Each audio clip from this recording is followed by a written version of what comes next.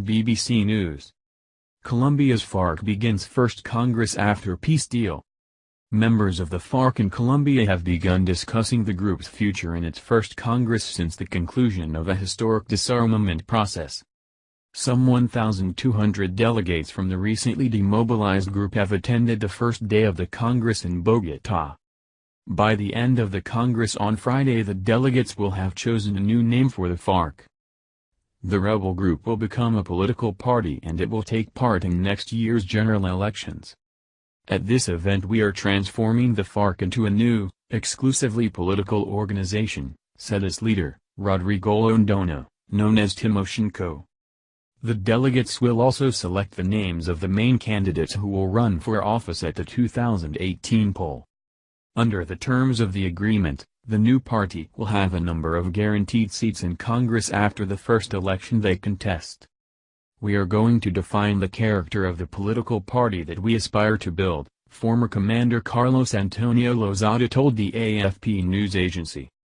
The FARC, or Revolutionary Armed Forces of Colombia, was formed in 1964 as a Marxist group to defend the rights of landless peasants.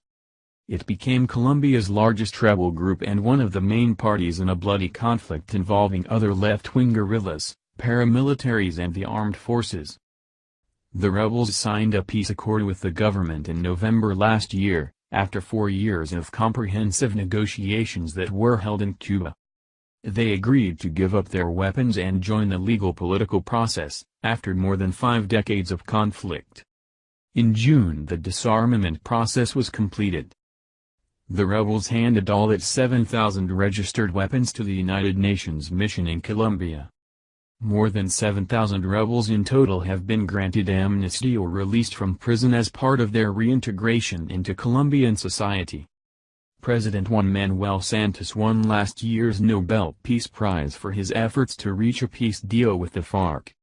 The Colombian government is now engaged in negotiations with the ELN, or National Liberation Army. Talks with the smaller left-wing rebel group are being held in neighboring Ecuador.